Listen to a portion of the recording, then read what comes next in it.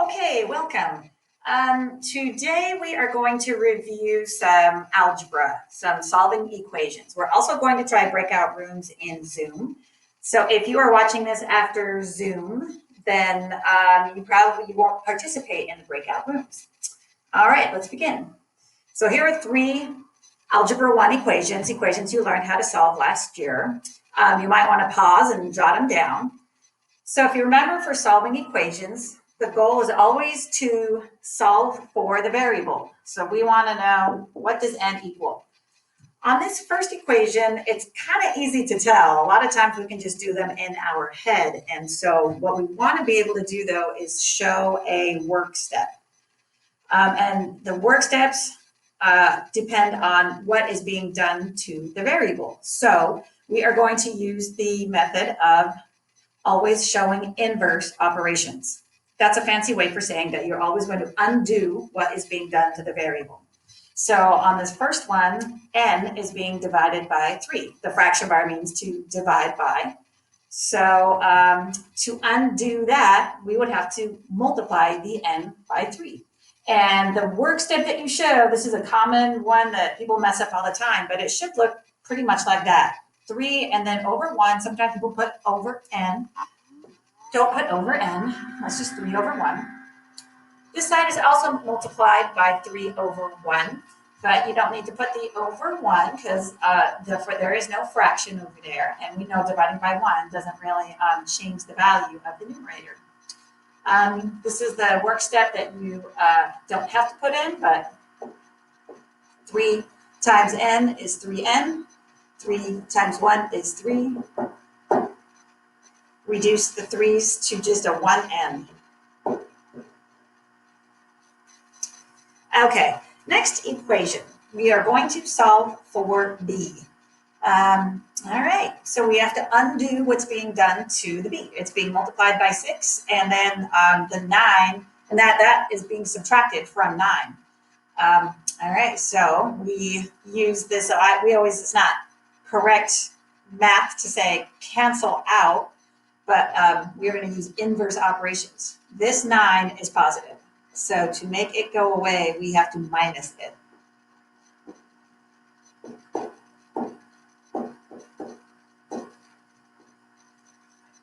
Then we'll divide both sides by -6 to undo what's being done to b.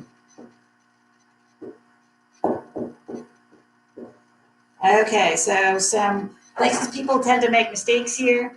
This minus sign goes with the 6b. The 9 is positive.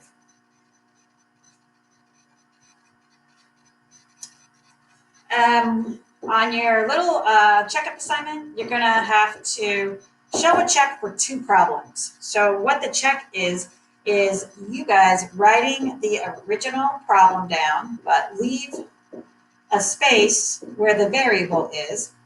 And what we want to know is if you plug your answer in for that variable and then do the math on both sides, you should end up with a true statement on the end, at the end.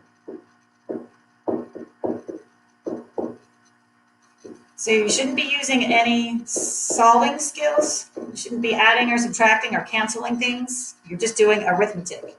So that is what a proper check looks like. Okay, and then the last one. Notice there's 2 x terms. And so even in geometry in the beginning, sometimes people make some mistakes here.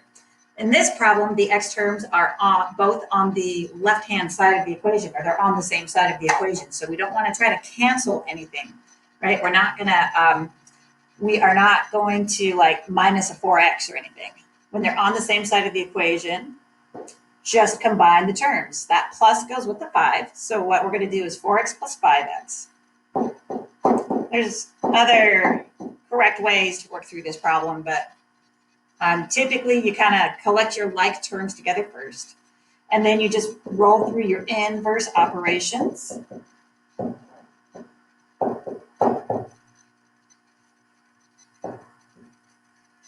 Undoing what's been done to the x. So in this case, 3 divided by 9 is going to be a fraction, and if you can reduce it, you need to. So 3/9 divides down or reduces to 1/3. Okay, so this is a time where you would try to do some breakout rooms.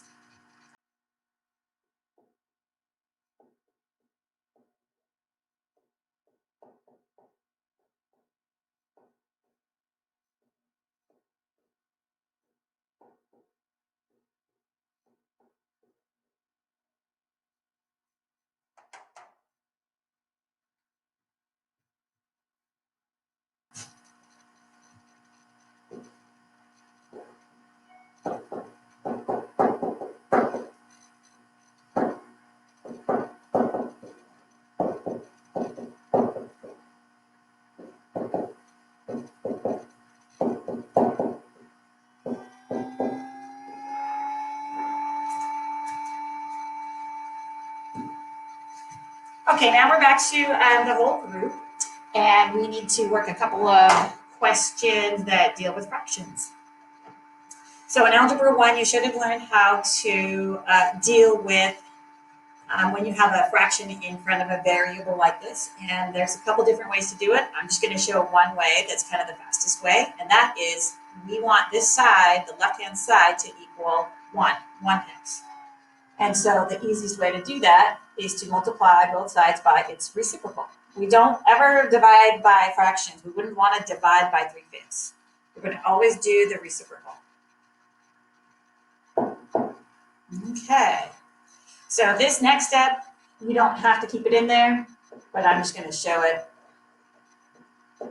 So when you multiply a number by its reciprocal, you end up with two numbers that will reduce to 1. So this left-hand side just turns into 1x and 4x. All right, right-hand side, we'll go ahead and put the 27/3, and we will reduce.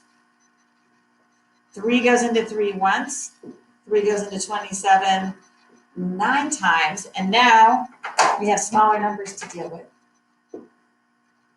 So numerator times numerator is 45. Denominator times the reduced denominator is just 1. So our answer is just 45. All right. And we have to remember the distributive property. This one is kind of a complicated one that it shows distributive property and fractions. I'm going to go ahead and write this work step in here. So when you distribute 3/4 to 4x, I'm going to go ahead and put 4x over 1. You would have that. 3/4 to the minus 12. We'll put the 12 over 1 as well.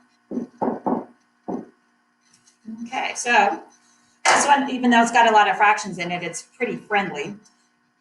4 in the denominator will reduce with 4 in the numerator, so we're just reducing here. They both just reduce to 1s. So what you have left is 3 and x.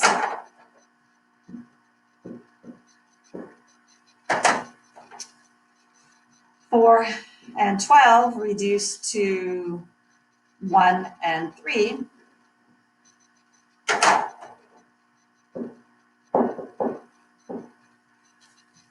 Okay. Add 9 to both sides.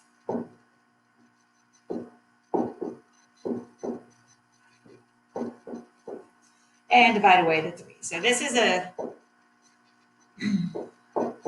very improper, very top-heavy fraction, and it is always just completely acceptable and encouraged to leave them reduced and improper.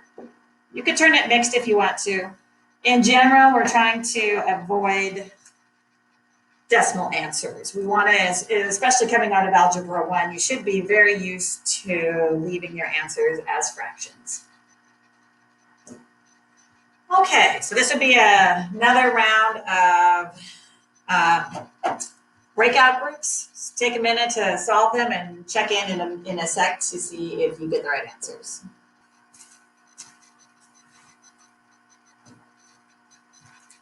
Okay, now we come back to whole group and we just talk about multi-step equations. So this is a little bit simpler, but it's just the distributive property without fractions. All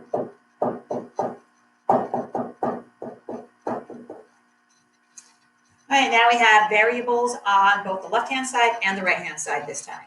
So we're not going to combine them into 14x. This is where we really do use the step that we need to cancel them off one side. That means undo what would make them go to 0.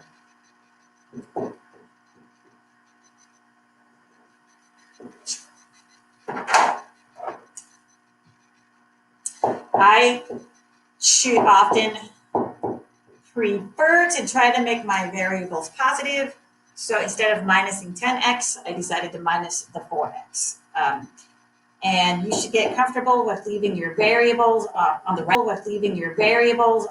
right-hand side. If that's where they end up, it's totally fine and acceptable.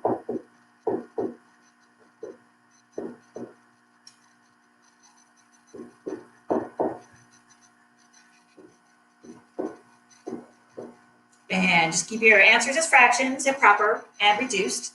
This one is a proper fraction, but still reduced. Okay, so here is a breakout room equation for you to try on your own.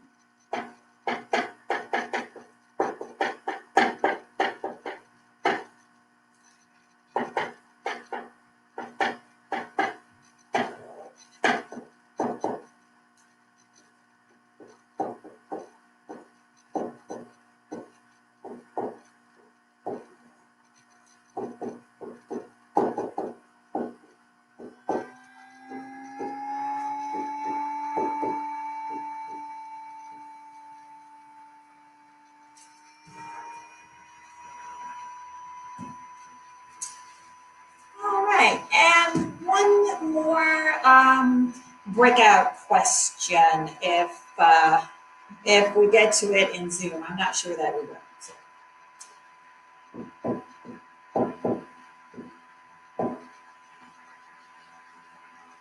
So in my mind, I'm thinking 10 over 1, the 5, and the 10 reduced to a 2, 2 times 2 will be